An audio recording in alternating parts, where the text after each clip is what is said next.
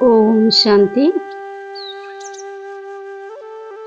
ലക്ഷ്യം അനുസരിച്ച ലക്ഷണത്തിൻ്റെ ബാലൻസിൻ്റെ ശക്തിയിലൂടെ കയറുന്ന കലയുടെ അനുഭവം ചെയ്യുന്ന ബാബ സമാനം സമ്പന്നരായി ഭവിക്കട്ടെ. കുട്ടികളിൽ വിശ്വകല്യാണത്തിൻ്റെ ആഗ്രഹമുണ്ട്. ബാബ സമാനമാകണമെന്ന ശ്രേഷ്ഠ ഇച്ഛയുമുണ്ട്.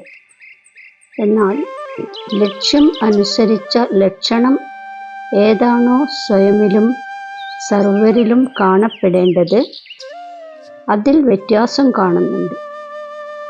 അതിനാൽ ബാലൻസ് ചെയ്യാനുള്ള കല ഇപ്പോൾ കയറുന്ന കലയിലേക്ക് കൊണ്ടുവന്ന് ഈ വ്യത്യാസം ഇല്ലാതാക്കണം.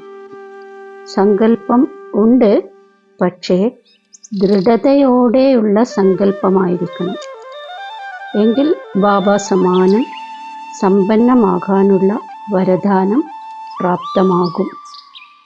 ഇപ്പോൾ ആരാണ് സ്വദർശനത്തിൻ്റെയും പരദർശനത്തിൻ്റെയും ചക്രത്തിൽ കറങ്ങുന്നത്? വ്യർത്ഥ കാര്യങ്ങളിൽ ആരാണ് ത്രികാലദർശിയാകുന്നത്? ഇതിൻ്റെ പരിവർത്തനം ചെയ്ത് സ്വചിന്തകനായ സ്വദർശന ചക്രധാരിയാകുക.